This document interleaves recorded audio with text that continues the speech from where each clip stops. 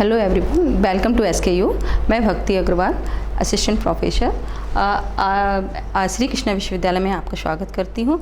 आज मैं आपको MA third semester second paper जो कि आयुर्वेदिक का परिचय, उसके बारे में आपको जानकारी दूंगी। आयुर्वेद का परिचय। आयुर्वेद क्या है? आयुर्वेद भारतीय चिकित्सा परंपरा का एक हिस्सा है। यह विश्व की प्राचीनतम चिकित्सा प्रणाली में से एक है। आयुर्वेद ऋग्वेद काल से इसका उद्गम हुआ है। इसके अलावा आपने देखा होगा, इसके भगवान जो है भगवान धन्वंतरि को माना जाता है। चरक, महर्षि चरक जो थे, उन्होंने आयुर्वेद का विस्तार से वर्णन अपनी चरक संहिता में किया हुआ है। आयुर्वेद का अर्थ। आयुर्वेद जिस शास्त्र के द्वारा रोगियों के रोग तथा प्राणियों के जीवन रोग रहित और दीर्घायु हो, वह आयुर्वेद है। आयुर्वेद का मुख्य अवधारणा यह है कि वह औपचारिक होने की प्रक्रिया को व्यक्तिगत बनाता है। यानी आयुर्वेद में क्या है, व्यक्ति स्वयं भी अपनी चिकित्सा को कर सकता है, अपने रोगों का उपचार स्वयं वो कर सकता है। आयुर्वेद की उत्पत्ति। आयुर्वेद की उत्पत्ति कैसे हुई? आयुर्वेद की उत्पत्ति आयु और वेद से हुई है। आयु अर्थात जीवन, वेद अर्थात ज्ञान या विज्ञान। इसका शाब्दिक अर्थ होता है कि जीवन का विज्ञान या जीवन का ज्ञान। आयुर्वेद के अनुसार मानव शरीर के चार मूल तत्व से निर्मित है: धातु, दोष, मल और अग्नि। दोष के तीन महत्वपूर्ण सिद्धांत हैं: वात, पित्त और कफ। इसको त्रिदोष भी कहा जाता है। दोष का मुख्य कार्य है पूरे शरीर के प्रतिफल को ले जाना, जो शरीर के ऊतकों के निर्माण में मदद करता है। इन दोषों के असंतुलित होने से रोगों का जन्म होता है। आपने यहाँ देखा हो वात, पित्त, कफ। वात का संबंध वायु से होता है, पित्त का संबंध आपका अग्नि से होता है और कफ का संबंध जल से होता है। धातु हमारे शरीर का निर्माण करने वाले तत्वों में धातुओं का महत्वपूर्ण स्थान है। यह शरीर का पोषण व निर्माण करते हैं। आयुर्वेद में 7 प्रकार के धातुओं के बारे में बताया गया है, जो निश्चित क्रम में रखा गया है: रस, रक्त, मांस, मेद, मस्ति, मज्जा और शुक्र। यह 7 धातुएं शरीर को धारण किए हुए हैं, जो क्रमशः प्लाज्मा, वसा ऊतक, अस्थि मज्जा और वीर्य का प्रतिनिधित्व करते हैं। धातु शरीर को केवल बुनियादी पोषण प्रदान करते हैं, यह मस्तिष्क के विकास और उनकी संरचना करने में भी मदद करते हैं। मल आयुर्वेद के अनुसार जो शरीर के धातु और एवं उपधातु को मलिन यानी गंदा करते हैं, वो मल कहलाते हैं। जैसे पसीना, मूत्र, मल को पुरुष भी कहा जाता है।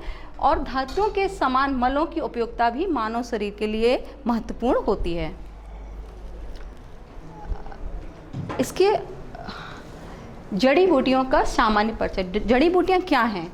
जड़ी बूटी ऐसी वनस्पति होती है जो स्वास्थ्य एवं चिकित्सा के लिए उपयोगी हो एवं सुगंधता को प्रदान करती है। जड़ी बूटी का विशेष महत्व उनके औषधि गुण के कारण होता है। इसका प्रयोग औषधि के रूप में वर्षों से होता आ रहा है। प्रत्येक जड़ी बूटी का अपना धर्म और गुण होता है। इसके अलावा जड़ी बूटियों का उपयोग अलग अलग रोगों के लिए किया जाता है। इसके जैसे कि आपने देखा तुलसी में एंटीऑक्सीडेंट होते हैं, इसमें विटामिन C भी होता है। तुलसी हमारी इम्यूनिटी बूस्टर को पावर होती है उसको क्या करता है, बढ़ाता है। नीम में भी विटामिन C होता है। और इसके अलावा इसमें एंटी फंगस, वायरल जैसे पोषक तत्व होते हैं। नीम हमारे चर्म रोग को भी दूर करता है। इसके अलावा हमारे जो ब्लड दूषित होता है उसको वो क्या करता है, साफ करता है।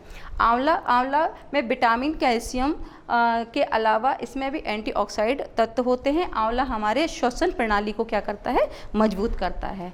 एलोवेरा में vitamin A, vitamin C, vitamin E होता है। इसके अलावा विटामिन B1, 2, 3, 6 एवं विटामिन B12 होते हैं। इसके अलावा इसमें 20 मिनरल पोषक तत्व पाए जाते हैं जो शरीर को क्या करते हैं, स्वस्थ रखते हैं।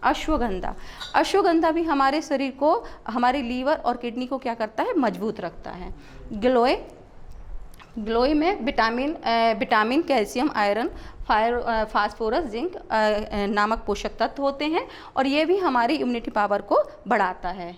ब्राह्मी में एंटीऑक्सीडेंट होता है जो कि मानसिक रोगों को के उपचार के लिए सहायक होता है, और इसके अलावा हमारी स्मरण शक्ति को बढ़ाता है। धनिया में सबसे ज़्यादा फाइबर होता है और ये हमारी थायराइड ग्रंथि को मजबूत रखता है, यानी स्वस्थ रखता है, और थायराइड से लेकर जो बीमारियां होती हैं उसको वो कंट्रोल करता है। अदरक में भी एंटीऑक्सीडेंट होता है और ये हमारी सर्दी खांसी के अलावा जो हमारे अर्थराइटिस की जो प्रॉब्लम होती है उसको दूर रखता है, और इसके अलावा हमारे कोलेस्ट्रॉल को भी कम रखता है। हल्दी में एंटीऑक्सीडेंट होता है, इसके अलावा ये हमारे सूजन और सर्दी खांसी के लिए भी इसका उपयोग हम करते हैं।